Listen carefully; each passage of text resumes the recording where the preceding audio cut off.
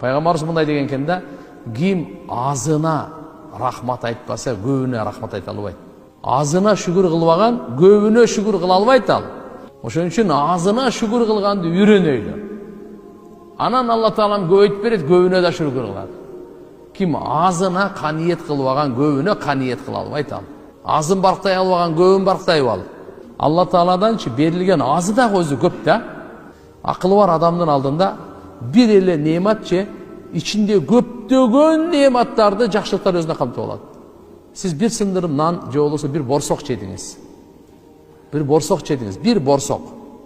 Сиз билесизби бунун ичинде канча неемат бар? Биз буну ойлонбой эле жеп койдук. Ойлонбой эле, сезимди ойготпой эле, Алла Таалага шүгүр кылбай эле жөн эле жеп койдук мүнтөдө. Бул бир борсоктун артында канча деген неемат турат. Буга жамгыр жаады. Будайды эккен кишини айтпа. Аны айдаган кишини айтпа. Аны сугарган кишини айтпа. Аны оргон кишини айтпа. Тегирменге алып барган кишини айтпа. Жүктөгөн кишини айтпа. Тазалаган кишини айтпа.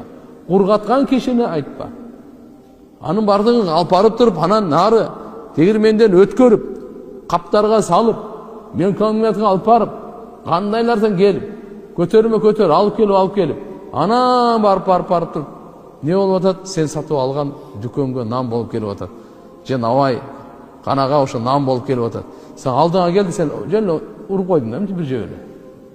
Канча деген аркасында неематтарды өзүнө камтыган, ушунча улуу жакшылык аркасы келип сизге келип атса, сиз бир рахмат да айтып койбодуңуз да.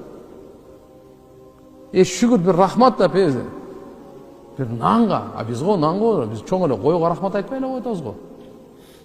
Чоң жакшылыктарды унутуп калып атабыз. Же атайла унутуп калып атабыз, же мээбиз иштебей калып атат. Но экөөнүн бирөөсү да. Жок. Биздин динибиздин тарбиясы башкача. Динибиз ошон үчүн бекер айтпайт. Бир жерден туз оз тийсең, 1000 жолу рахмат айт. Мынакей туугандар. Динибиз эмнени түшүндүрөт, эмнени үйрөтөт? Шүгүрчүлүктү үйрөтөт экен, каниетти, рахматты үйрөтөт экен. Бирөөнүн жакшылыгын көрө алганды үйрөтөт экен. Ошого рахмат айт, барып айт. Суу чыгардыбы, жол салдыбы, рахмат айт барып туруп. Я Алла разы болсун, машалла, карачы. Кандай бир чоң жакшылыктарды кылып атат деп.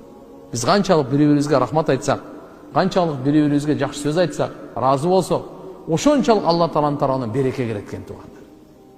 Ошон үчүн жүрөгү, ошончолук биздин жүрөгүбүздө кирдик кетет. Даражабыз көтөрүлөт.